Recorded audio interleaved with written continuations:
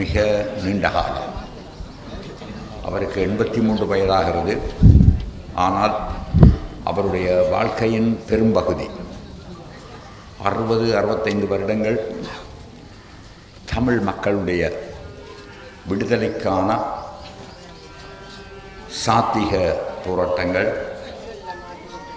ஆயுத போராட்டங்கள், இவைகள் எல்லாவற்றிலுமே தன்னை அர்ப்பணித்து முழுமையாக தமிழ் மக்களுக்கு விடுதலைக்காக முழுமையாக தன்னை அர்ப்பணித்து செயல்பட்டவர். மிக நீண்ட காலமாக அவர் இந்த பகுதிகளில் மாத்திரமல்ல, வடகிழக்கின் ஒவ்வொரு கிராமத்திலும் தன்னுடைய காலை பதித்து அங்கே இருக்கக்கூடிய மக்கள் மத்தியிலே தமிழ் தேசிய உணர்வொன்றையும் தமிழ் மக்களுடைய விடுதலைக்கான அந்த வேட்கையையும் உருவாக்கியவர். அவர்களில் அவர் ஒரு மிக முக்கியமானவர் என்று சொன்னால் அது முதன்மையானவர். அப்படியாக தன்னை அர்ப்பணித்து நீண்ட காலமாக செயற்பட்ட மாவையண்ணர் இன்று எங்களை எல்லாம் விட்டு பிரிந்து சென்றிருக்கின்றார். அவருடைய பிரிவு நிச்சயமாக தமிழ் மக்களுடைய இந்த விடுதலை போராட்டத்தில் மாத்திரமல்ல, அரசியல் சரித்திரத்திலும் ஒரு பெரிய இழப்பு மாத்திரமல்ல, அது நிச்சயமாக ஒரு பெரிய மாற்றத்தையும் கொண்டு வரும் என்றுதான் என்னுடைய அபிப்பிராயம். ஏனென்றால் அவர் கடைசி காலங்களில் சில வேளைகளில் அவருடைய இயலாமை காரணமாக, அந்த உடல் இயலாமை என்றது கூட, அவர் சிறைகளிலே அடைக்கப்பட்டிருந்த போது பல தடவைகள் 10 தடவைகளுக்கு மேலாக கைது செய்யப்பட்டு அடைக்கப்பட்டிருந்த போது அவர் மிகப்பெரிய சித்திரவதைகளை அவர் அனுபவித்திருக்கின்றார். ஒரு சம்பவத்தை மாத்திரம் நான் ஞாபகப்படுத்த விரும்புகின்றேன். அவர் சிறையிலே இருந்தபோது அவரை சித்திரவதை செய்து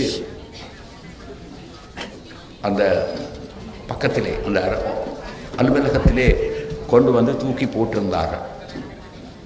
ஒருவரும் இல்லை. அவர் ஓரளவுக்கு அரை மயங்கிய நிலையிலே தான் இருந்திருக்கிறார். இருந்தாலும் அவர் எழுந்து அந்த மேசையிலே குண்டூசியால் இருந்த குண்டூசியால் எடுத்து தமிழ் ஈழம் வாழ்க என்ற அந்த வசனங்களை அந்த நிலையிலே கூட பொறுத்திருக்கின்றார். அப்படியாக அவர் தமிழ் மக்களுடைய தேசிய விடுதலையிலே தன்னை முழுமையாக ஈடுபடுத்தியவர். கடைசி காலங்களில் அவருக்கு சில சோதனைகள், வேதனைகள் இருந்திருக்கின்றது. அவர் பல தடவைகள் எனக்கு கூறியிருக்கின்றார். அவருடன் நான் மிக நீண்ட காலம் நேரடியாக செயற்பட்டிருக்கின்றேன். பல விஷயங்களிலே அவருடன் சேர்ந்து செயல்பட்டிருக்கின்றேன். அவர் சொல்லி செயல்பட்டிருக்கின்றேன். அப்படியான ஒரு மாபெரும் தலைவனை இன்று இழந்திருக்கின்றோம். இப்படியான ஒருவரை, அவரை உண்மையாக சொல்வார்கள், அநேகமாக சொல்வார்கள், எந்த தலைவர்கள் இறந்தாலும் அவரை ஈடு செய்வதற்கு ஆள் இல்லை என்று. இப்போது நான் சொல்லுகிறேன், அவரை ஈடு செய்ய ஆளில்லை என்று. ஆனால் இது ஒரு உண்மையான வார்த்தை, ஒரு சம்பிரதாய வார்த்தையாக நான் கருதி சொல்லவில்லை.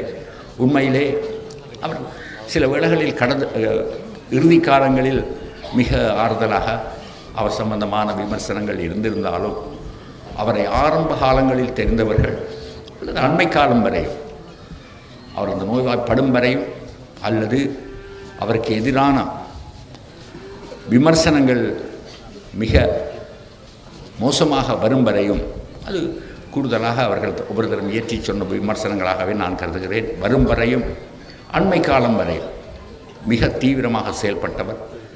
சிறிது நோய்வாய்ப்பட்டிருந்தாலும் கூட இந்த வடகிழக்கு முழுக்கவல்ல, இங்கு சாட்சியாக இருக்கிறார் ஜீவன், மலையகம் எங்குமே சென்று அந்த மக்களையெல்லாம் சந்தித்து மலையக தலைவர்களுடன் கூட மிக நெருக்கமான உறவுகளை வைத்து மிக செயற்பட்டு வந்தவர். இந்த நாட்டிலே வாழக்கூடிய தமிழர்கள் அனைவருக்கும், அது வடக்காக இருந்தாலும் கிழக்காக இருந்தாலும் மலையகமாக இருந்தால் என்ன, அனைவருக்கும் ஒரு சுபீட்சமான வாழ்க்கை கிடைக்க வேண்டும் என்பதிலே தன்னுடைய வாழ்நாள் முழுக்க அர்ப்பணித்தவர். அவருடைய ஆத்மா சாந்தியடைய வேண்டும். அவருடைய குடும்பத்திற்கு எனது ஆழ்ந்த அனுதாபங்களை தெரிவித்து விடைபெறுகிறேன். நன்றி. ஏறத்தாழ 60 வருஷங்களுக்கு மேலாக முழு நேரமாக தமிழ் மக்களினுடைய விமோசனத்திற்காக, விடுதலைக்காக போராடிய ஓர் போராளியை நாங்கள் இன்று இழந்திருக்கின்றோம். அவர் ஒரு பகுதி நேரமாக அரசியல் செய்ய வந்தவர் அல்ல. அவர் தனது வாழ்நாள் முழுவதும் தமிழ் மக்களினுடைய விடுதலைக்காக பாராளுமன்றத்திலும் வெளியிலும் சிறைச்சாலைகளிலும் இருந்து போராடிய ஓர் போராளி. தமிழரசு கட்சி தந்தை செல்வாவால் தொடங்கப்பட்ட காலத்தில் அவர் சிறுவனாக இருந்தாலும் அந்த காலத்திலிருந்து சிறுவனாக, இளைஞனாக, முதியவராக முழுமையாக தன்னை தமிழ் மக்களுக்காக அர்ப்பணித்தவர். அவ்வாறான ஒருவருடன் நான் நம்புகின்றேன் கடந்த 40 வருஷ காலமாக நானும் அவருடன் பயணித்திருக்கின்றேன்.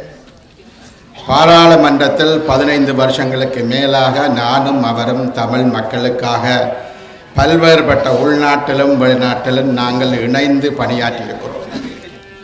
ஆகவே என்னை பொறுத்தவரையில் தமிழரசு கட்சியினுடைய ஒரு கடைசி அங்கத்தவன். தமிழரசு கட்சியை இன்று வரை காப்பாற்றி வந்தவர். ஆனால் இன்று அவருடன் ஒரு பெரிய ஒரு சரித்திரத்தினுடைய முடிவு எழுதப்படுகின்றது. அந்த முடிவு இதற்கு பிற்பாடு அந்த விடயங்களை முன்னெடுத்து செல்வதாக இருந்தால் தமிழ் மக்கள் மத்தியில், தமிழ் கட்சிகள் மத்தியில் பாரிய மாற்றங்கள் தேவை. அந்த பாரிய மாற்றங்களை மக்களும் சரி, கட்சிகளும் சரி, அவர்கள் எண்ணி பார்ப்பார்களா, நினைப்பார்களா, சிந்திப்பார்களா என்ற ஒரு தேவை இருக்கிறது. நான் நம்புகின்றேன் அந்த காலகட்டம் மாவேண்ணை வயது முதிர்ச்சியாக இருக்கலாம், அவருக்கு இருதயத்தில் இயலாமைகள் இருக்கலாம்.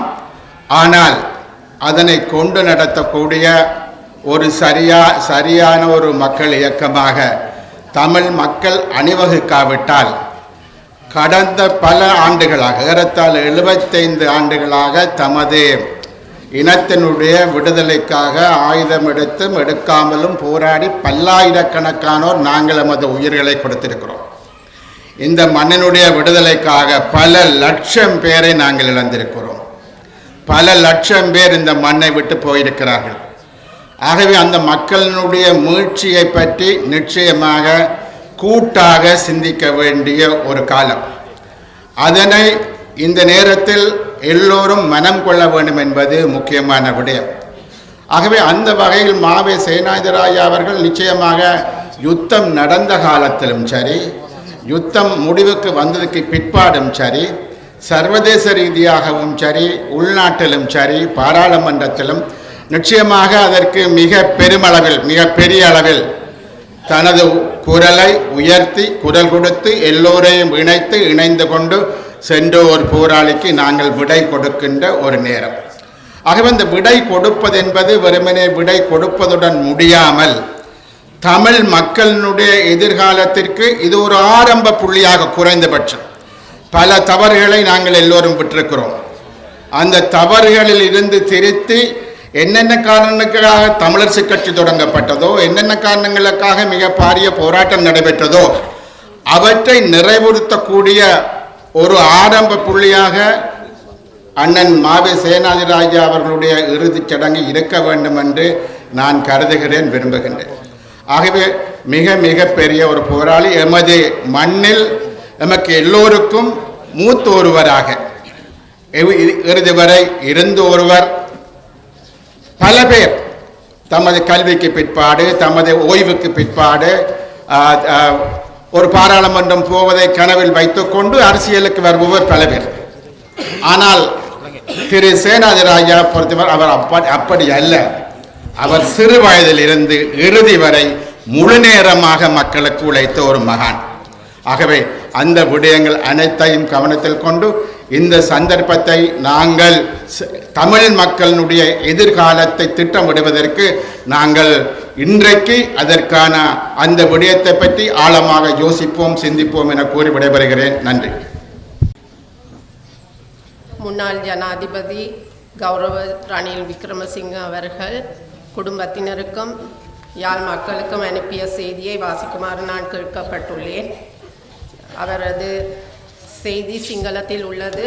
அதன் தமிழாக்கம் வாசிக்கப்பட உள்ளது.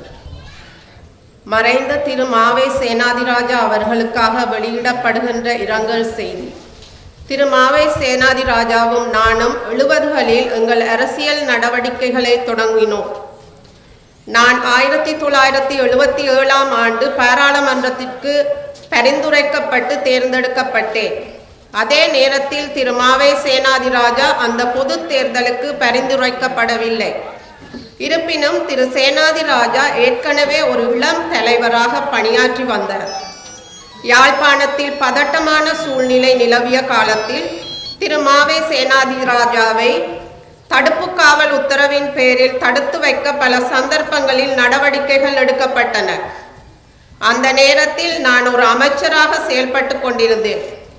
1989க்கு பிறகு நான் திரு மாவை சேனாதிராஜாவை பாராளுமன்றத்தில் சந்தித்தேன். அந்த நேரத்தில் எங்களுக்கிடையே ஒரு நல்ல உறவு ஏற்பட்டது. வடக்கில் உள்ள தமிழ் மக்களின் பிரச்சனைகளை தீர்ப்பதில் திரு மாவை சேனாதிராஜா குறிப்பாக அர்ப்பணிப்புடன் செயற்பட்டார். அந்த காலகட்டத்தில் அவர் மக்களுக்காக குரல் எழுப்பினார்.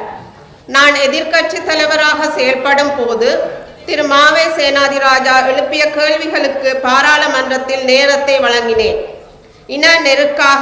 இன நெருக்காகவும் திரு மாவை சேனாதிராஜா குரல் எழுப்பினார். இன நெருக்கடிக்காகவும் திரு மாவை சேனாதிராஜா குரல் எழுப்பினார். முக்கியமாக 13வது அரசியலமைப்பு திருத்தத்தின் அடிப்படையில் முழுமையான தீர்வுகளை எட்டுவது சாத்தியமில்லை என்றாலும் திரு மாவை சேனாதிராஜா அதன் மூலம் முன்னேற முடிந்தது. 13வது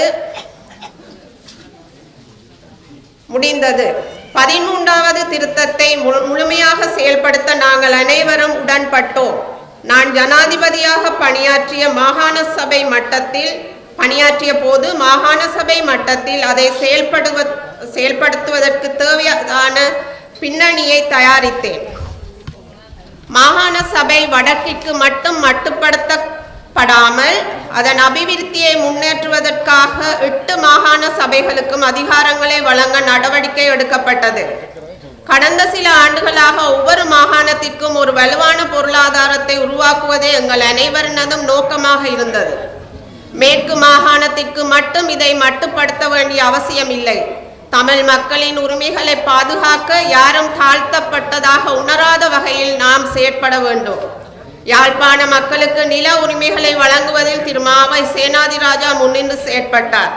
காணாமல் போனவர்களின் பெயர் பட்டியல்களை சரிபார்த்து அவற்றின் பணிகளை செய்து முடிப்பதிலும் அவர் முக்கிய பங்கு வகித்தார். இன்று வடக்கில் ஒரு கடுமையான பிரச்சனையாக இருக்கும் இளைஞர் வேலைவாய்ப்பு நெருக்கடியை தீர்க்க நாம் ஒன்றிணைய வேண்டும். திரு மாவை சேனாதிராஜா தனது நடவடிக்கைகளை வடக்கிற்கும் தமிழ் மக்களுக்கும் மட்டும் மட்டுப்படுத்தவில்லை, நாட்டின் பிற பகுதிகளிலும் ஜனநாயகத்தை நிறைவேற்றுவதில் அவர் பெரும் பங்களிப்பை செய்தார். நான் அரசியல் நெருக்கடியின் போதும் திரு மாவை சேனாதிராஜாவிடமிருந்து எனக்கு பெரும் ஆதரவு கிடைத்தது.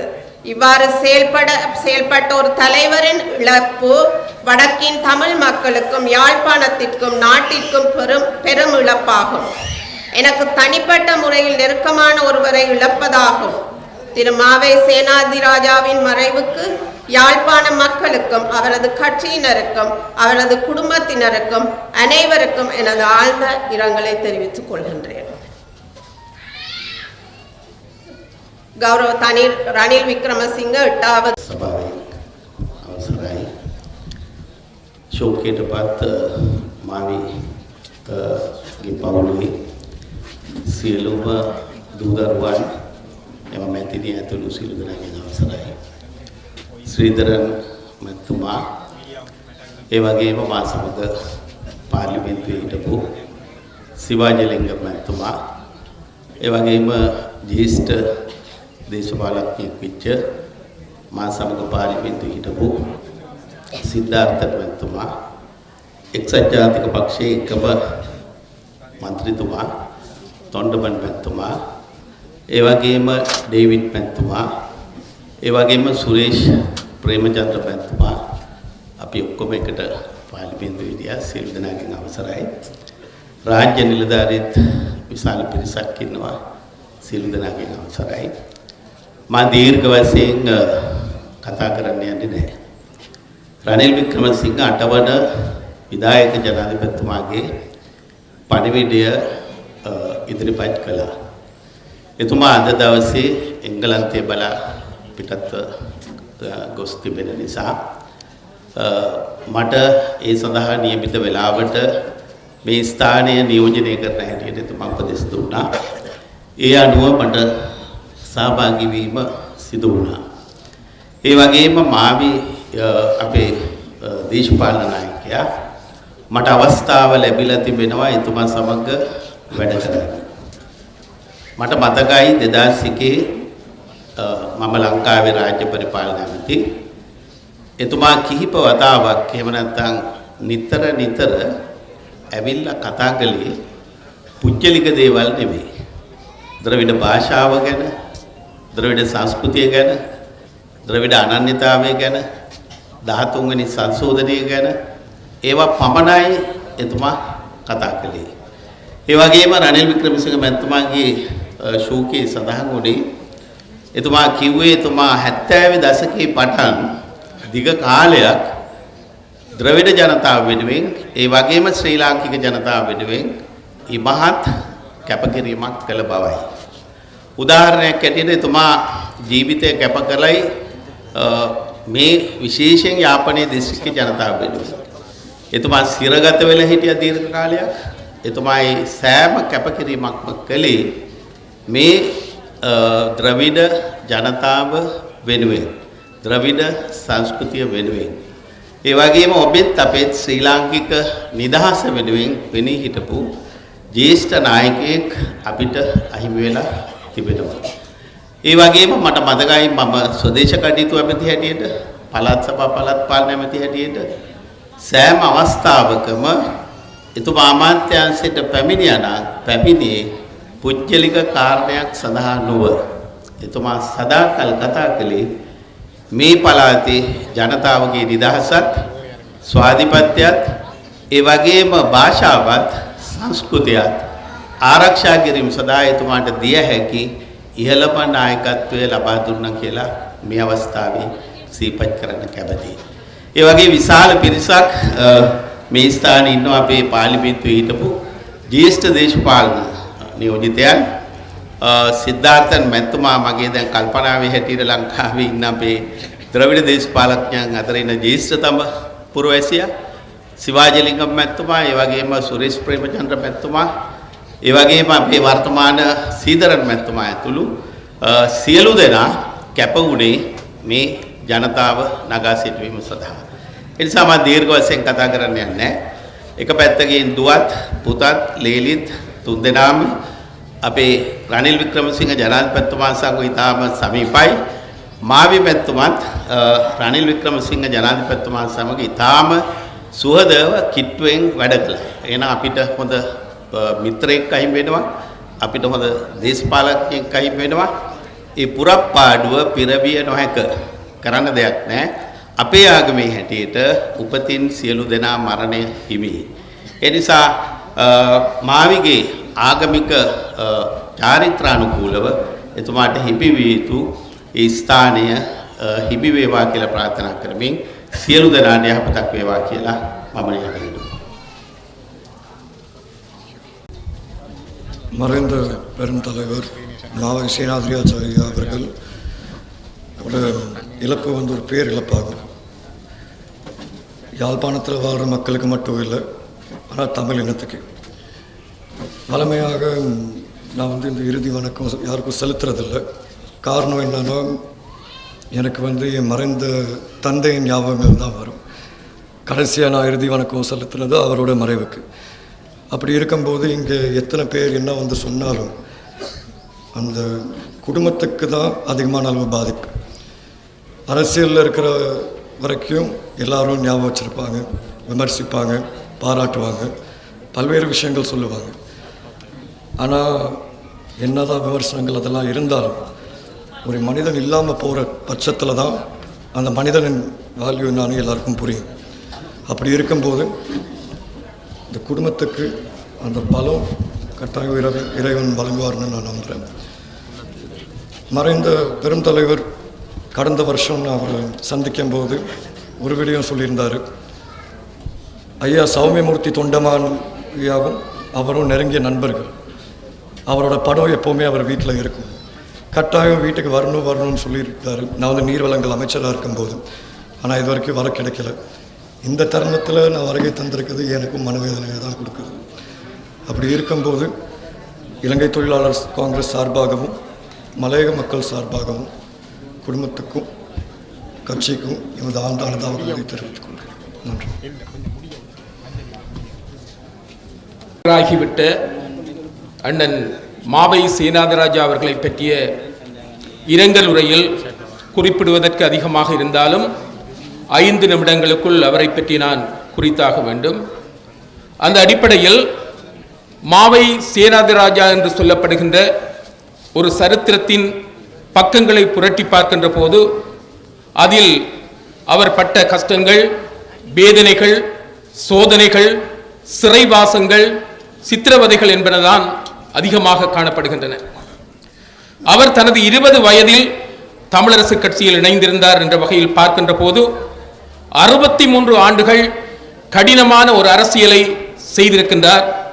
சுதந்திரத்திற்கு முற்பட்ட காலத்தில் பிறந்தவர், சுதந்திரத்திற்கு பிற்பட்ட காலத்தில் வாழ்ந்தவர். அதேவேளை தமிழ் மக்கள் பட்ட இன்னல்கள் அனைத்திலும் தன்னை நேரடியாக பங்காளியாக பகிர்ந்து கொண்டவர். அவர் ஒரு சொகுசான அரசியலை செய்யவில்லை. யுத்தத்திற்கு பிற்பட்ட கால அரசியல் என்பது ஒரு இலகுவான அரசியலாக இருந்தது. ஆனால் யுத்த காலத்தில் உட்பட்ட அரசியலும் யுத்தத்திற்கு முற்பட்ட அரசியலும் என்பது மிகவும் கடினமான அரசியலாக இருந்தது. அவர் ஒரு தமிழரசு கட்சியின் தொண்டனாக இருந்திருக்கின்றார், வாலிபர் அமைப்பின் தலைவராக இருந்திருக்கின்றார், இளைஞர் அமைப்பின் செயலாளராக இருந்திருக்கின்றார், தமிழரசு கட்சியின் செயலாளராக இருந்திருக்கின்றார், தமிழரசு கட்சியின் தலைவராக இருந்திருக்கின்றார், நாடாளுமன்ற உறுப்பினராக பல தடவை இருந்திருக்கின்றார். அவரிடம் இல்லாத குணம் என்னவென்றால் வளைவு, சுழிவு, நெளிவு, வஞ்சக எண்ணங்கள் அவரிடம் கிடையாது. அவர் ஒரு வெள்ளை பத்திரிகை போன்றவர். இதனால் அவர் பல இடங்களில் மிகவும் நெருக்கடிகளுக்கு உள்ளாக்கப்பட்டிருக்கின்றார். அவரை பொறுத்தமட்டில் என்னோடு மிகவும் அன்பாக பேசுவார். நான் எந்த ஒரு இடத்திலும் அவருடைய மனம் நோக நடந்ததில்லை. ஏனென்றால் அவர் எனக்கு ஒரு தந்தைக்கு நிகரானவர் என்ற அடிப்படையில், தந்தையை நாங்கள் எப்போதும் மனநோக செய்வதில்லை என்ற அடிப்படையில் அவரோடு நான் பழகி இருக்கின்றேன். அவருடைய சிந்தனை தமிழர்கள் ஒற்றுமையாக பயணிக்க வேண்டும், தமிழ் தேசியம் என்பது ஐக்கியமாக இருக்க வேண்டும், ஒற்றுமைக்காக எதனையும் விட்டுக் கொடுக்க வேண்டும் என்ற அடிப்படையில் அவர் செயல்பட்டிருந்தார். ஒற்றுமைக்காகவே இறுதி வரைக்கும் அவர் குரல் கொடுத்துக் கொண்டிருந்தார். அவர் மறையும் காலத்திலும் ஒன்றுபட வேண்டும், ஒற்றுமையாக இருக்க வேண்டும், தமிழ் தேசியம் சிதறி கிடக்கக்கூடாது, சின்னாபின்னமாக இருக்கக்கூடாது, ஒருமித்த குரலில் எங்களுடைய தீர்வை முன்வைக்க வேண்டும், ஒவ்வொருவரும் ஒவ்வொரு தீர்வை முன்வைக்க கூடாது என்ற அடிப்படையில் அவர் பல கருத்துக்களை பேசியிருந்தார். அவர் மறையும் காலத்திலும் கூட அவர் குறிப்பிட்ட ஒரு விடயம், எனக்கு அவர் அந்த வைத்தியசாலைக்கு அனுமதிக்கப்படுவதற்கு முன்பு 3 நாளைக்கு முன்பு எனக்கு தொலைபேசி தொடர்பை எடுத்தார். சொன்னார், ஸ்ரீநேசன் எப்படி இருக்கிறது, எப்படி போகிறது என்று தான் கேள்விகளை கேட்டார். நானும் அவரோடு கலந்துரையாடினேன். பின்னர் சொன்னார், ஒரு கிழமைக்கு பின்னர் நான் உம்மோடு பேசுகின்றேன் என்று சொன்னார். அதன் பின்னர் கேள்விப்பட்டேன் வைத்தியசாலையில் அனுமதிக்கப்பட்டிருக்கிறார் என்று கேள்விப்பட்டவுடன் நாங்கள் வந்து அவரை உயிரோடு அவரது முகத்தை பார்க்க வேண்டும் என்ற அடிப்படையில் வந்து அவரிடம் நாங்கள் மனதளவில் ஆசீர்வாதத்தை பெற்றுக்கொண்டோம். அந்த அடிப்படையில் பார்க்கின்ற போது ஒரு கடினமான கஷ்டமான அரசியலை செய்தவர், சோரம் போகாத ஒரு தலைவர், சலுகைக்காக லாபத்திற்காக அரசியல் செய்யவில்லை, நியாயத்திற்காக அரசியல் செய்திருந்தார், எங்களுடைய உரிமைக்காக அரசியலை செய்திருந்தார். அப்படிப்பட்ட ஒரு பெருந்தலைவர், அப்படிப்பட்ட ஒரு பெருமகன் தமிழ் தேசியத்தை தனியாத தாகமாக கொண்டிருந்தவர். அந்த தாகம் அடங்குவதற்கு முன்பு அவர் அமரகதி அடைந்துள்ளார். ஆகவே அவருடைய இழப்பு என்பது பாரிய இழப்பு. ஏற்கனவே குறிப்பிட்டது போன்று அவருடைய இடைவெளியை நிரப்ப முடியாது. தமிழ் தேசிய அரசியலில், தமிழரசு அரசியலில் 63 ஆண்டுகள் பயணித்திருக்கின்றார். அவர் பயணித்த பாதை என்பது கல்லும் முள்ளும் நிறைந்த கரடு முரடான பாதை. அவர் நகரங்களில் அரசியல் செய்யவில்லை. சந்து பொந்து மூலை முடுக்கு எல்லா இடங்களிலும் அவருடைய பாதம் பட்டிருக்கின்றது. அம்பாறை என்றால் அன்னம்மா என்று சொல்லுவார். அவ்வாறு எல்லா மட்டத்தில் உள்ள மக்களையும் அரவணைத்து சென்ற ஒரு பெருமகன். அவர் மறக்க முடியாத ஒரு மரத்தமிழர் என்று கூட சொல்லலாம். அகிம்சை வழி போராட்டத்தில் கலந்து கொண்டவர். அதே போன்றுதான் அவர் ஆயுத வழி போராட்டத்தை மதித்து நடந்தவர். இவரோடு முரண்பட்டுக் கொள்ளவில்லை. ஆயுதம் தாங்கிய எந்த ஒரு இயக்கமாக இருந்தாலும் அவரை மாவை அண்ணா என்று உண்மையான உளசுத்தியோடு அழைக்கக்கூடிய ஒரு பெருமதியை பெற்றிருந்தார். அப்படிப்பட்ட ஒரு பெருந்தகை, அப்படிப்பட்ட ஒரு உயர்ந்த மனிதன், உன்னதமான மனிதன் வார்த்தைகளால் அவர் வதைக்கப்பட்டிருந்தார். அந்த வதைப்பு என்பது அவர் மனதை காயப்படுத்தி இருந்தது. அந்த காயம் என்பது அவருக்கு கடைசி காலமாக அமைந்திருக்கின்றது. எனவே அந்த மனிதனை மலினப்படுத்துவதற்காக யாராவது எழுதினால், பேசினால் அவர்களுடைய பிறப்புரிமையில் குறைபாடு இருக்கின்றது என்றுதான் நான் சொல்ல முடியும். ஆகவே நேரம் விரைகின்றபடியால் உரையை நிறைவு செய்ய வேண்டி இருக்கின்றது. இந்த இடத்தில் காசி ஆனந்தன் குறிப்பிட்ட ஒரு வரிகளை குறிப்பிடலாம் என்று நினைக்கின்றேன். குமுறுகின்ற குமரிக்கடல் தமிழகத்தை கொஞ்சுகின்ற வரை, வானில் வெண்மதியும் தன்மதியும் பவனி வருகின்ற வரையும், கங்கையும் காவேரியும் கலக்கின்ற வரை, தமிழ் கூறும் நல்லுலகம் உள்ளவரை, தமிழுக்காய் தமிழருக்காய் உழைத்தவர்கள் சாவதில்லை. ஆகவே மறைந்தாலும் மறையாத தலைவராக எங்கள் மனங்களில் நிரந்தரமாக குடிகொண்டிருக்கின்றார் மாவையண்ணன். அவருக்கு நிகரான தலைவர்கள் இல்லை. அண்மை காலத்தில் 2023, 2024, 2025களில் எங்களுடைய தலைவர்கள் அண்ணன் செல்வராஜா, எங்களுடைய பெருந்தலைவர் சம்பந்தனையா, பெருந்தலைவர் மாவை சேனாதிராஜா அண்ணன் அவர்களது இழப்புகள் என்பது எங்களுடைய கட்சிக்கு நிரப்ப முடியாத வெற்றிடங்களாக இருக்கின்றன என்பதை கூறிக்கொண்டு எனது உரையினை நிறைவு செய்கின்றேன். அன்னாரின் ஆத்மா சாந்தி அடைய வேண்டும், அவருடைய உறவுகள் ஆத்ம பலத்தை பெற வேண்டும் என்று எல்லோரையும் எல்லாம் வல்ல இறைவனை பிரார்த்தித்து விடைபெறுகின்றேன். நன்றி, வணக்கம். வணக்கம். மதிப்புக்குரிய மறைந்த தலைவர் அமரர் சேனாதிராஜா அவர்களை 70ஆம் ஆண்டு தொடக்கங்களிலிருந்து நான் அறிவேன். அவர் வடக்கு கிழக்கு மண்ணை காப்பாற்றணும் என்ற நோக்கத்தோடு திருகோணமலையில் வந்து பன்குளம், இப்பொழுது முதலிக்குளம் என்று அழைக்கப்பட்டு இப்பொழுது முறவு என்று அழைக்கப்படுகின்ற பகுதியிலே இளைஞர்களை குடியேற்ற வேண்டும் என்ற ஒரு கடுமையான முயற்சியில் ஈடுபட்டிருந்தார். அந்த காலத்திலே அவர் பல நோய்களுக்கும் மலேரியா, காய்ச்சல் போன்றவற்றுக்கும் உள்ளாகி இருந்தார். அந்த நேரத்திலே தான் அவர் எனக்கு பழக்கமானார். அது தொடக்கம் இதுவரையில் 60 ஆண்டுகள் அல்லது 55 ஆண்டுகள் வரையில் அவரோடு மிக நெருக்கமாக பழகி இருக்கின்றேன். அவர் திருகோணமலை மண்ணை பாதுகாக்கணும் என்ற நோக்கத்தோடு அவர் செயற்பட்ட அடியொற்றித்தான் நானும் பிற்காலத்திலே மலைய மக்களை கொண்டு வந்து குடியேற்ற பணியில் ஈடுபட்டு அவர் தமிழ் தேசியத்தின் அடையாளமாக விளங்கினார். அவர் தம்மை மதிப்புக்குரிய சித்தார்த்தன் அவர்கள் கூறியது போல அவருடைய இழப்பை ஈடு செய்வது மிகவும் சிக்கல். அவர் தமிழ் தேசியத்தின் அடையாளமாக பார்க்கப்பட்டார். மற்ற எல்லாரையும் விட இயக்கங்களும் சரி, மற்றவர்களும் சரி, அவரை தமிழ் தேசியத்தினுடைய அடையாளமாக பார்க்கப்பட்டவர். அவர் கனடாவுக்கு வந்த சமயம் என்னோடு தங்கியிருந்து பல்வேறு பணிகளை ஆற்றினார். தமிழ்நாட்டிலும் என்னோடு பலந்து பணிகளை ஆற்றியிருக்கின்றார். அவரோடு இணைந்து பணியாற்றுவது ஒரு மகிழ்ச்சிகரமான செயல். அவர் அண்மை காலத்தில் எங்களுடைய கட்சிக்கே உள்ள குழப்பங்களை பற்றி மிக கவலையடைந்திருந்தார். நாங்கள் அண்மையில் கேட்ட தம்பி காசியினுடைய பாட்டொன்று நினைவிருக்கிறான் என்று கேட்டார். தமிழா நீ பேசுவது தமிழா என்று. அதிலே இன்னும் கண்முன்னே சாவது முறையோ என்ற ஒரு வரி வருகிறது. அந்த வரியை கேட்டு எங்களுடைய கண்ணுக்கு முன்னே கட்சி பிடிச்சிருந்து போவது நியாயமா என்று அவர் மிகவும் கவலை அடைந்திருந்தார். அவருக்கு நாங்கள் உண்மையாக அஞ்சலி செலுத்துவதாக இருந்தால் இந்த கட்சிக்குள்ள பிளவுகளை மறந்து எனக்கு முன்பு பேசியவர்கள் போல தமிழிசை கட்சியையும் பிற தேசிய கட்சிகளும் இணைந்து தமிழ் மக்களுக்கு பணி செய்துதான் அவருக்கு நாங்கள் செய்கிற அஞ்சலியாக இருக்கும் என்று கூறிக்கொண்டு விடைபெறுகிறேன். நன்றி, வணக்கம். மாவை சேனாதிராசா அவர்களை நான் 70களிலிருந்து 80களிலிருந்து அறிந்தவன். கண்டியிலே கல்லூரியிலே விடுமுறை நாட்களிலே கொழும்பு வருகின்ற பொழுதெல்லாம் அமிர்தலிங்கம், சிவசிதம்பரம் ஆகியோரால் தமிழ் தேசியம், தமிழ் விடுதலை கூட்டணி வழிநடத்தப்பட்டு கொண்டது காலகட்டத்திலெல்லாம் சுறுசுறுப்பாக கொழும்பு தலைநகரிலே பணியாற்றிய அண்ணனை நான் அறிந்தவன். தமிழ் தேசிய தொடருந்து வரிசையிலே ஏறக்குறைய கடைசி பெட்டியாக அவர் அமைந்து விட்டாரோ என்ற மன உளைச்சல் எனக்கு இருக்கிறது. அவர் இலங்கை தமிழரசு கட்சியின்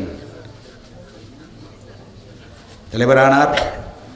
தமிழரசு கட்சிக்கு ஒரு வரலாறு இருக்கிறது. அந்த வரலாறுக்கு அவர் சொந்தக்காரர். இலங்கையின் பேரினவாத அரசியல் செயல்பாடு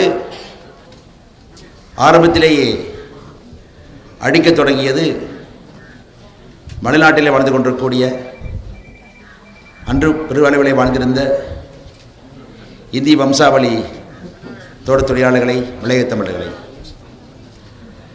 அவர்களுக்கு எதிராக எடுத்து வைக்கப்பட்ட அந்த இனவாத அணியை எதிர்த்துத்தான் அந்த செல்வா அந்த காரணத்தை முன்வைத்துத்தான் இந்த இலங்கை தமிழரசு கட்சியை ஸ்தாபித்தார். அந்த வரலாறுக்கு அண்ணன் மாவையும் சொந்தக்காரர். அடிக்கடி சொல்வார், தம்பி, இலங்கை தமிழர்கள் என்றால் ஈழத்தமிழர்களும் மலைய தமிழர்களும் ஒன்று கூடும் அந்த அடையாளம் தான் என்று சொல்வார். ஈழத்தமிழர்களும் மலைய தமிழர்களும் ஒருவரை ஒருவர் புரிந்து கொள்ள வேண்டும், அறிந்து கொள்ள வேண்டும், அங்கீகரிக்க வேண்டும், சமமாக ஒன்றிணைய வேண்டும். அது மூலமாகத்தான் இலங்கை தமிழர் அடையாளம் உருவாகும் என்று அவர் அடிக்கடி சொல்வார். கடைசியாக ஞாபகம் இருக்கிறது எனக்கு, பெரியவர் சம்பந்தன் அவர்களது மரண நிகழ்வு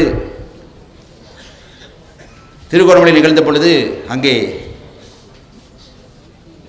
நண்பர் வஜ்ரவின் தலைவர் முன்னாள் ஜனாதிபதி ரணில் விக்ரமசிங்கே அவர் வந்திருந்தார். நான் உரையாற்றும் பொழுது தமிழிலும் ஆங்கிலத்தில் ஒரு விஷயத்தை சொன்னேன். சம்பந்தன் அவர்கள்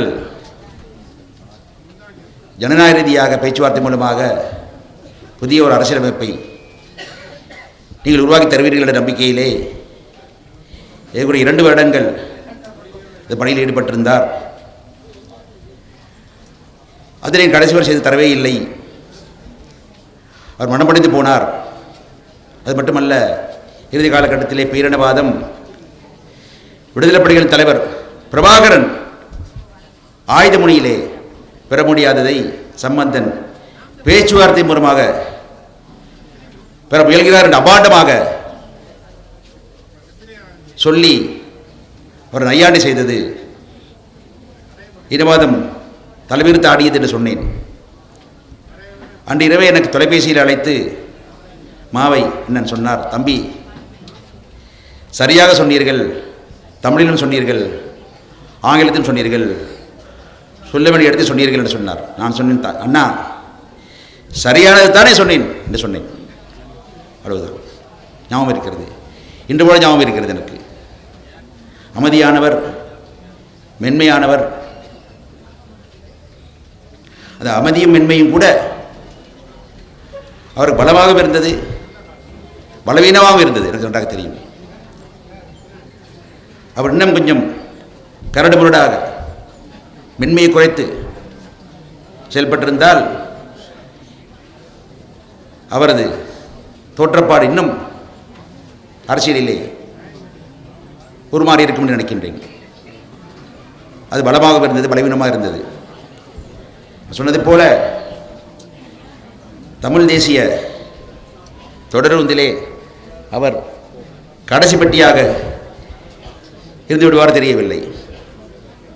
அவர் அரசியல்வாதி, அரசியல் தலைவர், எங்கள் வழிகாட்டி. இங்கே வந்து என்னால் இது ஊரிலே மழை பெய்கிறதா வெயில் அடிக்கிறதா என்று பேச முடியாது. அரசியல் தான் பேசிட வேண்டும், வேறு பேச முடியாது. அதாவது செய்யக்கூடிய அஞ்சலியாக இருக்க முடியும். இன்றைய அரசாங்கம் தமிழ் தேசியம் என்றால் அது இலங்கை தேசியத்துக்கு எதிரானது என்ற கருத்தை விதைக்க முயல்கிறது. அவர் எண்ணப்படப்படி இருக்கவில்லை. தமிழ் தேசியம், அதற்குள்ளே ஈழத்தமிழ் தேசியம், மலைய தமிழ் தேசியம், முஸ்லீம் தேசியம், சிங்கள தேசியம் எல்லாம் உள்ளடங்கியத்தான் இலங்கை தேசியம். தமிழ் தேசியத்தையோ அதற்குள்ளே மலையக ஈழ தமிழ் தேசியங்களையோ முஸ்லீம் தேசியங்களையோ கலட்டி விட்டுவிட்டு இலங்கை தேசியத்தை உருவாக்க முடியாது என்பது தெளிவாக இருந்தார். அதை அவரது இந்த இறுதி நிகழ்விலே, இந்த உரையிலே நான் இலங்கை அரசாங்கம் தெளிவாக சொல்ல விரும்புகிறேன். தமிழ் தேசியத்தை, முஸ்லிம் தேசியத்தை, மலையக தேசியத்தை, ஈழத்தமிழ் தேசியத்தை எல்லாம் இலங்கை தேசியத்துக்கு முரணானவை என்று காட்ட முயலாதீர்கள். அது அண்ணன் மாவைக்கு செய்யக்கூடிய துரோகம், செய்ய முயலாதீர்கள். ஆகவே தான் இந்த தமிழ் தேசிய தொடர்ந்திலே அவர் கடைசி பெட்டியாக இருக்கக்கூடாது, அது தொடர வேண்டும் என்று நான் மனதார வேண்டுகிறேன். இங்கே வடகிழக்கிலே தமிழ் மாநிலத்திலே தமிழ் தேசியம் பலமாக இருக்கிறதன் மூலமாகத்தான் தென்னிலங்கையிலே நாங்கள் பலமாக இருக்க முடியும். உண்மை எல்லாம் அவரது கருத்துக்கள், உரையாடிய கருத்துக்கள். பாராளுமன்றத்துக்குள்ளேயும் வெளியேயும் ஆர்ப்பாட்டங்களிலும் வீதிகளிலும் ஊர்வலங்களிலும் பலமுறை அவர் என்னை வழிநடத்தியிருக்கிறார், அளவலாவி இருக்கிறார், கருத்து பரிமாறி இருக்கிறார். ஆகவே அவரை இழந்து வாடும் அவர் குடும்ப அங்கத்தவர்களுக்கும் அவரது கட்சிக்கும் அது மக்களுக்கும் தமிழ் தேசிய அடையாளமான அண்ணன் மாவை அவர் மனதிலே கொண்டு அவருக்கு அஞ்சலி செலுத்தும் அதே வேளையிலே குடும்பத்தாருக்கும் கட்சியினருக்கும் அவருடன் சேர்ந்து துயரத்தை பகிர்ந்து கொள்கிறேன். தமிழ் முற்போக்கு சார்பாக எங்களது ஆனந்த அனுதாபங்களையும் நாங்கள் தெரிவித்துக் கொள்கிறோம். நன்றி. மாவை சேனாதிராஜா ஐயா அவர்களின் ஆத்மா சான்றி அடைய வேண்டிக்கொண்டு அவரது பிள்ளைகள், உறவினர்கள், சகோதரங்கள், அவரை நேசித்த மக்கள் அனைவரும் தங்களது மனதில் சாந்தியை அடைய வேண்டும் என கேட்டுக்கொண்டு ஒரு சில வார்த்தைகள். என்றும் மாவை சேனாதிராஜா ஐயா இறுதி காலங்களில் இந்த தமிழினம் மீண்டும் ஒன்று திரண்டு ஒரு அணியாக தங்களது பலத்தை வெளிப்படுத்த வேண்டும் என்ற கருத்தினுடையே தான் அவர் இருந்தார். கட்சியின் உள்ளேயும் கட்சியின் வெளியேயும்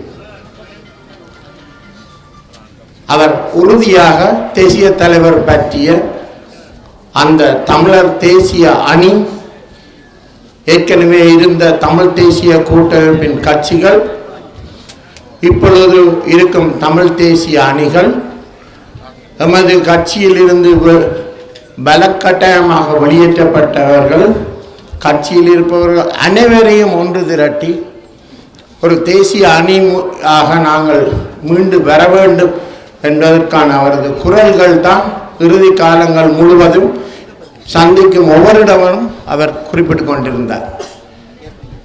அவரது அந்த கருத்தாடல்கள் தான் அவரை ஒரே அடியாக முடக்கி போட்டிருக்கிறது என்றுதான் நான் எண்ணுகிறேன்.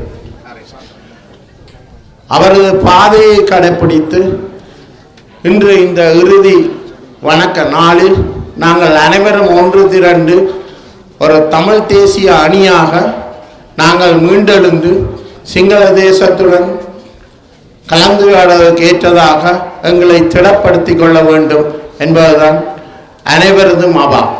அதுதான் அவரது ஆத்மா சாந்தி அடைய வழிவகுக்கும் என்று கூறி இந்த உரையை நிறைவு செய்து கொள்கிறேன். வணக்கம்.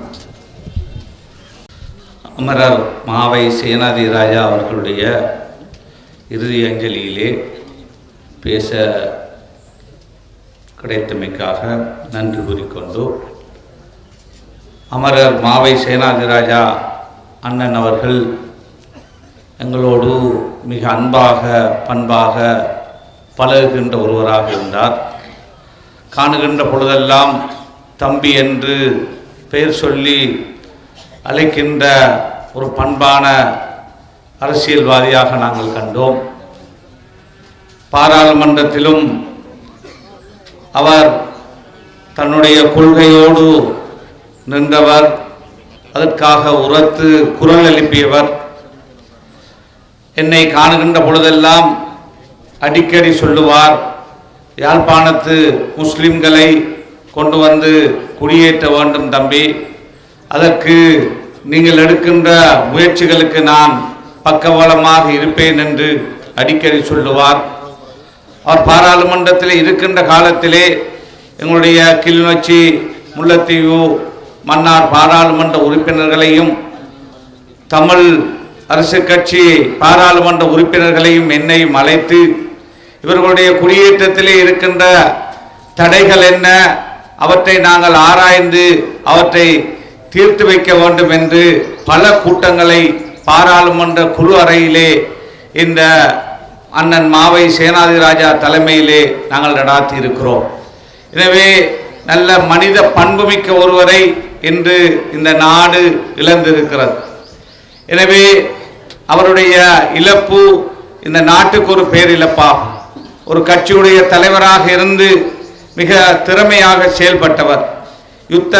இறுதி யுத்த காலத்திலே என்னை காணுகின்ற பொழுது மிக மன நொந்த நிலையிலே மக்களுடைய கஷ்டங்களை, இடப்பெயர்வுகளை, அவலங்களை சொல்லி நான் அன்று அமைச்சராக இருந்த பொழுது என்னிடத்திலே பல கஷ்டமான அந்த சூழலை நினைத்து பல முறை கவலை அடைந்திருக்கிறார். பல விடயங்களை பாதிக்கப்பட்டவர்களுக்காக அன்று எங்களூடாக செய்திருக்கிறார். எனவே அவரது இழப்பால் துயருகின்ற அவருடைய பிள்ளைகள், உறவினர்கள், கட்சிக்காரர்கள், ஆதரவாளர்கள் எல்லோருக்கும் எமது ஆழ்ந்த அனுதாபத்தை அகில இலங்கை மக்கள் காங்கிரஸ் கட்சி சார்பாகவும் முஸ்லிம் சமூகம் சார்பாகவும் நான் இந்த இடத்திலே தெரிவித்து விடைபெறுகிறேன். நன்றி. ஒரு நிகழ்விலே அதிகம் பேசுவது பொருத்தமானது அல்ல. இன்றைய தினம் அண்ணன் சேனாதி ராஜா அவர்களுக்கு அஞ்சலி செலுத்துவதற்காக வடகிழக்கு மாகாணம் மற்றும் மலையகத்தில் இருந்து தமிழ் அரசியல் தலைவர்கள் வந்திருப்பதற்கு மேலதிகமாக தென்னிலங்கையிலிருந்து எதிர்க்கட்சி வரிசையிலிருந்து நண்பர் வஜிர அபிவர்த்தர் போன்றவர்கள் இங்கே சமூகம் அளித்திருப்பது எந்த அளவுக்கு அவருடைய அரசியல் சேவை ஒட்டுமொத்த இலங்கை தீவினாலும் உணரப்பட்டிருக்கிறது என்பதற்கு ஒரு திட்டவட்டமான எடுத்துக்காட்டு என்று நான் கருதுகிறேன். அவரை பற்றி இந்த சந்தர்ப்பத்திலே பேச வேண்டிய பல விடயங்கள் குறிப்பிடப்பட்டுவிட்டார்.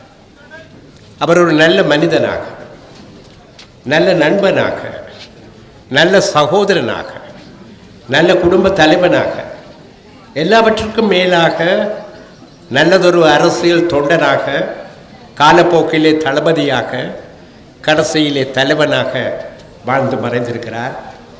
அது ஒரு மாபெரும் வரலாறு. மறைந்த அமெரிக்க ஜனாதிபதி ஏப்ரஹாம் லிங்கனை போல ஒரு நீண்ட வரலாறு. அந்த வரலாற்றிலே இருக்க வேண்டிய பல விடயங்கள், தியாகம், உழைப்பு, அர்ப்பணிப்பு, அங்கீகாரம் என்பதற்கு மேலதிகமாக இருக்க வேண்டிய இன்னொரு விடயமும் இருந்தது. அது துரோகம். இணைந்து நின்றவர்களாலே இழைக்கப்பட்ட துரோகம். அனைத்துக்கும் ஈடு கொடுத்து அண்ணன் சேனாதிராஜா அவர்களுடைய அரசியல் வாழ்வு ஒரு சகாப்தமாக முடிவடைந்திருக்கிறது. தமிழ் தேசிய இனத்தினுடைய விடுதலை வரலாறு பாரபட்சமின்றி ஒரு நாள் எழுதப்படுகிற பொழுது நிச்சயமாக அந்த வரலாற்றிலே அண்ணன் மாவை சேனாதிராஜா அவர்களுடைய பங்களிப்பு உண்மையாக, நேர்மையாக, முழுமையாக எழுதப்பட்டே தீரும் என்று குறிப்பிட்டு இந்த சந்தர்ப்பத்திற்கு நன்றி கூறி நான் அமைகின்றேன். நன்றி. மன்னிக்கவும், ஆசிரியர் சங்கன் சார்பாக இல்லை, ஆசிரியர் ரீதியிலே நான் உரையாற்ற விரும்புகின்றேன். அண்ணன் மாவையண்ணனுடைய மனைவி, பிள்ளைகள், மருமக்கள், அவருடைய சகோதரர்கள், குடும்பத்தினர், உற்றார் உறவினருக்கும் என்னுடைய அஞ்சலியை என்னுடைய குடும்பத்தினுடைய என்ற பெற்றோருடைய சார்பில் நான் தெரிவித்துக் கொள்கின்றேன்.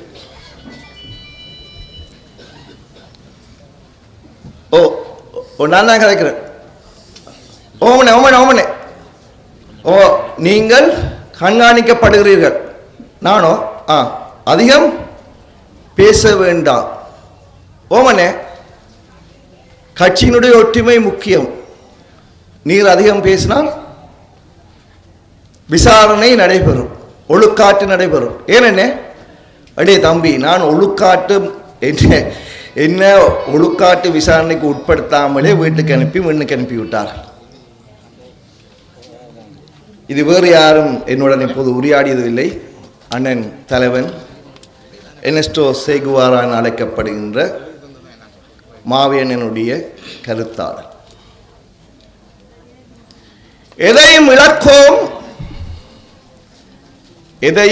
இழக்கோம் எம் சவப்பட்டிகளை தவிர 1985ஆம் ஆண்டு யாழ்ப்பாண பட்டி தொட்டிகள் எல்லாம் யாழ் பல்கலைக்கழக மாணவர்களாலே போடப்பட்ட மண் சுமந்தர் மேனியிலே வந்த ஒரு வசனம், எதையும் இழக்கோம் எம் சவப்பட்டிகளை தவிர. எங்களுடைய உறவுகள், அந்த நேரம் எங்களுடைய இளைஞர் அனைவராலும் உச்சரிக்கப்பட்ட ஒரு வார்த்தை, எதையும் இழக்கோம் எம் சவப்பட்டிகளை தவிர. நாங்கள் இப்போது எதையும் இழப்போம் எம் சவப்பட்டிகளை தவிர.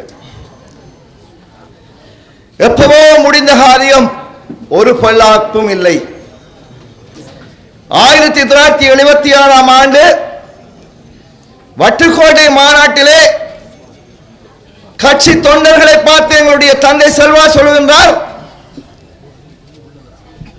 உங்களை கடவுள்தான் காப்பாற்ற வேண்டும் என்று. ஆழ்த்தை இருந்து கடவுள் காப்பாற்ற வேண்டும் என்று உண்மையிலே விழிக்கவில்லை. எங்களுடைய பொது எதிரிட்டம் இருந்து பாதுகாக்கணும் என்று சொன்னாரா, அல்லது தீர்க்க தரிசனமாக 38 ஆண்டுகளுக்கு பின்னர் தமிழரசு கட்சியிலே நிர்வாகத்திடம் இந்த ஒரு சிலரிடம் இருந்து தொண்டர்களை காப்பாற்ற முடியாது, கடவுளே காப்பாற்ற முடியாது என்று சொன்னாரா? எல்லாம் பொருந்தும். அந்த வசனத்துக்கு மாவை அண்ணையும் ஐயாவும் விதிவிலக்கல்ல. நான் மாவையனிடம் கண்ட நான் கிட்டத்தட்ட ஒரு 15 வருடமுடைய நெருங்கி பழகிற சந்தர்ப்பம். அதுக்கு முன்னர் என்னுடைய தந்தையினுடைய மிக நெருங்கிய நண்பர். அவருடைய கெட்ட பழக்கங்கள் நிறைய இருக்கு. மது இல்லை, மாது இல்லை, மாவா இல்லை, போட்டி இல்லை, பொறாமை இல்லை.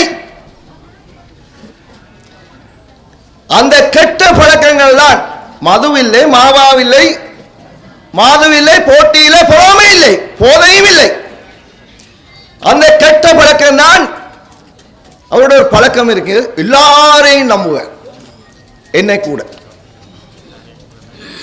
பொறாமை என்றது ஒரு இடமே இருக்காது. எல்லாரையும் நம்புவார். தன்னுடைய பதவிகளை எதுக்கும் விட்டுக் கொடுக்க தயாராக இருப்பார். உங்களுக்கு தெரியும், இங்கே அண்ணன் சுரேஷ் பிரேமச்சந்திர, அண்ணன் சித்தார்த்தன், அண்ணன் செல்வம் அடைக்கலாம், அண்ணன் சுவாயிலிங்கம் அவர்கள் சாட்சியா இருக்கிறார்கள். 2015ஆம் ஆண்டு நீண்ட நாளுக்கு பின்னர் வடக்கு மாகாண சபையினுடைய தேர்தல் வருகின்றது.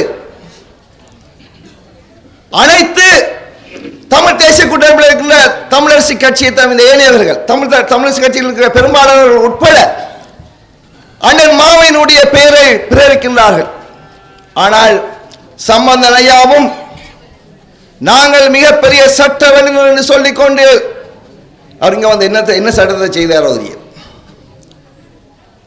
விக்னேஸ்வரன் ஐயாவுடைய பெயரை சும்மா வீட்டப்படுத்திக் கொண்ட விக்னேஸ்வரன் ஐயாவுடைய பெயரை பிரேரிச்சு அந்த முதலமைச்சருக்குரிய சந்தர்ப்பத்தை தோட்டடித்தார்.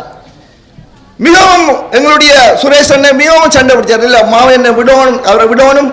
நீண்ட காலமாக அரசியலுக்காண்டி போராடினவர், நீண்ட காலமாக சிறை சென்றவர், அவருக்கு அந்த சந்தர்ப்பத்தை வழங்க வேண்டும் என்று சொல்லி இறுதியிலே மாவை அண்ணையை கூப்பிட்டு சொல்லியிருக்கிறார் எங்களுடைய தலைவர்களிடம், சுரேஷ் சித்தார்த்தன் இதில் நீங்க தலையிடாதீங்கோ, சம்பந்தன் அண்ணன் என்ன சாமன் என்ன சொல்றாரு, சம்பந்தன் சொல்ல மாட்டேன், சாமன் என்ன சொல்றாரோ நான் அதை நிறைவேற்ற வேண்டிய கடப்பாடு உள்ளது. அப்போது அவர் செயலாளர். 2020ஆம் ஆண்டிலே ஒரு சந்தர்ப்பம் கிடைத்தது, அவருக்கு வழங்கப்படவில்லை. இருந்த போதும் அந்த பிரதித்துவம் எங்களுடைய தேசத்துக்காக, தேச மீட்சிக்காக அதிக விலை கொடுத்த அந்த மண்ணுக்கு வழங்குவோம் என்ற உடன்பாட்டுக்கு வந்தார். அம்பாறை மண்ணுக்கு பாருங்கள், ஒரு முதலமைச்சர், ஒரு பார்லமெண்ட் உறுப்பினர் பதவியை விட்டுக் கொடுத்த அந்த பெருமகன். ஆனால் கட்சியினுடைய தலைவர் உண்மையிலே ஒரு சில சந்தர்ப்பங்களை நான் சொல்றேன், என்னுடன் அதிகம் கவலைப்படுவது உண்டு. நீதிமன்றத்திலே நடைபெற்ற ஒரு வழக்கிலே மாவை அணுவை பார்த்து என்னுடைய சகோதரன் செழியன் அவர்கள் சொன்னார், ஐயா நீங்கள் என்னுடைய தந்தையினுடைய ஒரு நண்பர் இருந்த போதிலும் நீங்கள் இந்த மண்ணிலே தேச விடுதலைக்காக தற்போதும் வாழ்ந்து கொண்டிருக்கின்ற மூத்தவர் நீங்கள் தான். இந்த வரலாற்றை, இந்த தேச விடுதலை வரலாற்றை உங்களால் தான் எழுத முடியும். அந்த அரும்பணியை நீங்கள் ஆற்றி சென்று விடுங்கள். அப்போது மிகவும் பெருமைப்பட்ட சொன்னார் செழியன். என்னை பகிரங்கமாக அந்த மேடையிலே, அந்த மன்றிலே என்னை புகழ்ந்தார். இளம்பரியன், நான் நிச்சயமாக அந்த பணியை செய்ய வேண்டும். எனக்கு சரியான சந்தோஷம். அப்போது அடிக்கடி கேட்பார், எனக்கு ஒவ்வொரு கிழமையும் போன் எடுப்பார். நாளைக்கு ஏதோ தேச விடுதலை பற்றி ஏதோ வரலாறு கேட்கிறார் அடிக்கடி போன் எடுப்பார். அண்ணா அப்படி இருக்கிறார், செழியன் அப்படி இருக்கிறார், எப்போ ரிட்டையர் பண்றார். எனக்கு ஒரு நாள் பிடிக்கல அவர் கேட்டது, நானும் இருக்கேன் நானே. அப்போ நான் கேட்டேன், ஏனையா கேட்குறீங்கன்னு சிரிச்சு கொண்டு கேட்டேன். ஒன்றும் இல்லை தம்பி என்ற, ஏதோ அவருக்காண்டி வச்சுக்கணும் எனக்கு தரலாம் நானே என்று சொன்னார். நான் கேட்டேன், சிரிச்சார். அப்படி ஒன்றும் இல்லை தம்பி, அண்ணா நல்லமா இருக்கணும், எப்போ ரிட்டையர் பண்ற. ஆனால் உண்மையிலே என்னுடைய சகோதரர்கள் ஒரு அநீதி இழைக்கப்படும் போது இன்று அதனை பார்ப்பதற்கு அவர் உயிருடன் இல்லை. நிச்சயமாக அவருடைய கனவு நிறைவேறும், அவர் வருவார். இறுதியாக ஒன்றை சொல்லி நான் முடிக்கின்றேன். முக்கியமான இது, தயவு செய்து தலைவர் எனக்கு அனுமதிக்க வேண்டும். ஜனாதிபதி தேர்தலுக்கு ஆருக்கு ஆதரிப்பது என்ற ஒரு தீர்மானம் சஜித் பிரேமதாசவை ஆதரிப்பதா, ரணில் விக்ரமசிங்கே ஆதரிப்பதா, அல்லது நான் மீண்டும் சொல்கின்றேன், எங்களுடைய தேச விடுதலைக்காக எங்கெல்லாம் அதிக விலை கொடுத்த அந்த மண்ணிலே இருந்து தெரிவு செய்யப்படுற அரிநேந்திரனை ஆதரிப்பதா? இதெல்லாம் விவாத பொருள். தமிழரசு கட்சிக்கு தமிழ் தேசியத்தை ஆதரிப்பதா, சிங்கள தேசியத்தை ஆதரிப்பதா? தமிழரசு கட்சி இதனை விவாதிக்க முடியுமோ? நீங்க இங்க வந்து சொல்லுவீங்களா? சர்வசாதாரணமா ஒரு சாதாரண ரோட்ல தோழங்கா விக்ரமனே சொல்லுவான், நாங்கள் ஆதரித்தாங்க, ரணில் விக்ரமசிங்க ஆதரித்தாங்க, மைத்ரி ஆதரித்தாங்க, சஜித் பிரேமதாஸ் ஆதரித்தாங்க. ஆனால் நாங்கள் தமிழ் தேசியத்தின் பெயரால முன்னாள் பாராளுமன்ற உறுப்பினர் அரிநேந்திரன் அவர்களுக்கு ஆதரிப்பதோடு விவாதம் நடத்துறேன்னு சொன்னால் 75 வருஷ வரலாற்றை கொண்ட தமிழரசு கட்சி இனிமேலும் இருக்க வேண்டுமாறு நீங்கள் தீர்மானிக்கணும். உண்மையிலே விரும்பவில்லை, கனத்த எதிர்கொடுத்தவன் சென்றார். ஆரம்பத்திலே தமிழரசு கட்சி நாங்கள் ஒருவரையும் ஆதரிப்பதிலே விரும்பியவர்களுக்கு போடுவோம் என்று தீர்மானத்தை எடுத்தார்கள். நாங்கள் அப்போது தம்பி எங்களுடைய மகன் அமுதனோடு நான் தொடர்பில் இருந்தேன். அவர் சொன்னார், அண்ணன் நிச்சயமாக நாங்கள் தீர்மானம் கொடுக்க அவர் வாசிச்சு காட்டினார். அங்கே எங்களுடைய மாவையார் கடிதம் கொண்டு போனார். இங்கே சாட்சியாக சிறுதரன் அவர்கள் எழுப்பி நிற்கிறார். அங்கே மக்கள் விரும்பியவர்களுக்கு வாக்களிக்காம இது கூட நான் ஏற்றுக்கொள்ள முடியாத விஷயம். ஆனால் கொண்டு போன கடிதம் வேறு ஏதோ பத்திரிகைகளுக்கு எங்களுடைய சர்வதேச புகழ்பெற்ற பேச்சாளர் சட்டவிரோதமாக வழங்கப்பட்ட வசனம் ஏதோ சஜித் பிரேமதாஸ் சபை ஒபிஷியலாக ஆதரிப்பு என முடிவெடுப்பது. இருந்து பாருங்கள், தமிழ் தேசியத்தை ஆதரிக்கின்ற அரிநேந்திரன் தண்டிக்கப்பட்டார். ஆனால் இந்த கனத்த தீர்மானத்தை எடுத்து வந்தவர் வரும் வழியிலே கிளிநொச்சியிலே அவர் மனம் கேட்கவில்லை. அவருடைய வாகனம் தானாக செல்கின்றது மேடைக்கு ஏறி பதிலளித்தார். அரிநேந்திரனை தான் என்னுடைய வாக்கில் அளிப்பேன் என்று சொல்லி அதற்கு பின்னர் தெல்லிப்பளை யூனியன்களுடைய வாக்களித்தார். எந்த சந்தர்ப்பத்தில் சொல்வதில்லை. கடந்த கால நான் வீடியோ பார்த்தேன். ஆருக்கு வாக்களிச்சு நான் சொல்றேன். ஆனால் என்ன காரணமோ தெரியவில்லை, வாக்களித்தது அரிநேந்திரனுக்கு பயத்தின் காரணமாக நான் சயித்துக்கு வாக்களித்தேன் என்ற ஒரு வசனத்தை போட்டுவிட்டார். ஆனால் நினைத்து பாருங்கள், இன்னைக்கு தமிழ் தேசியத்தை ஆதரித்து போட்டி போட்டு அரிநேந்திரன் வெளியேற்றப்பட்டார். ஆதரித்தவருக்கு ஆதரவாக குரல் கொடுத்த எங்களுடைய பாராளுமன்ற உறுப்பினர்களுக்கு எதிராக ஒழுக்காற்று நடவடிக்கை போடப்பட்டுள்ளது. ஆகவே உண்மையிலே எங்களுடைய மாவையா இறுதி வரையும் தமிழ் தேசியத்துக்காக வாழ்ந்தார். அவருடைய தமிழ் தேசியம் பாதுகாக்கப்பட வேண்டும். அது எந்த வகையில் பாதுகாக்கப்பட வேண்டும் என்று நாங்கள் எதிர்காலத்திலே தீர்மானிக்கணும். நன்றி. பெருந்தலைவர் மாவை சேனாதி ராஜா அவர்களுக்கு, அவருடைய குடும்பத்தினருக்கு அஞ்சலியை எங்களுடைய தமிழீழ விடுதலை இயக்கத்தின் சார்பிலே எங்களுடைய கவலையையும் தெரிவித்துக் கொண்டு, உண்மை பற்று என்று சொல்வார்கள், ஆங்கிலத்திலே சுருக்கமாக ஃபிடலிட்டி என்று சொல்வார்கள். ஒரு மனிதன் தன்னுடைய வாழும் காலத்திலே தான் கொண்ட கொள்கைக்காக இறுதி மூச்சு வரை வாழ்பவனை உண்மை பற்றுள்ளவன் என்று சொல்வார்கள். அதுபோல தமிழ் மக்களினுடைய தேசியத்திற்காக, தேசிய விடுதலைக்காக தன்னுடைய வாழ்நாள் முழுவதும் இறுதி மூச்சு வரையும் தொடர்ந்து பயணித்த பெருந்தலைவர் மாவை சேனாதி ராஜா ஐயா அவர்கள். அவருடைய வரலாற்று முக்கியத்துவம் வாய்ந்த ஒரு புகைப்படம் எல்லா பத்திரிகைகளிலும் எல்லா முகநூல்களிலும் அவர்கள் காட்டப்பட்டு வருகிறது. அதிலே அவரோடு சிறை சென்று தோளோடு தோள் நின்று கொண்டிருப்பவர் வேறு யாருமல்ல, எங்களுடைய தமிழீழ விடுதலை இயக்கத்தினுடைய மறைந்த தலைவர் ஸ்ரீ சபாரட்னம் அவர்கள். அதனாலோ என்னவோ தமிழீழ விடுதலைக்காக போராடுகின்ற அனைத்து இயக்கங்களோடும், விடுதலை இயக்கங்களோடும் இக்கால பலர் அதற்கு விமர்சனங்களை தெரிவித்தாலும் கூட வரலாற்றை அறியாமல் அவர் வரலாற்று பாதையில் நடந்து வந்தபடியினாலே அனைவரையும் அரவணைத்து பயணிக்க வேண்டும் என்று, இறுதி வரைக்கும் எல்லோரும் ஒன்றித்து பயணிக்க வேண்டும் என்று அவர் முயற்சி செய்தவர். அந்த பயணமும் அவருடைய கோரிக்கையும் எதிர்காலத்தில் நிறைவேற வேண்டும் என்று வேண்டிக் கொண்டு என்னுடைய சிற்றுரையை முடிக்கிறேன். நன்றி, வணக்கம்.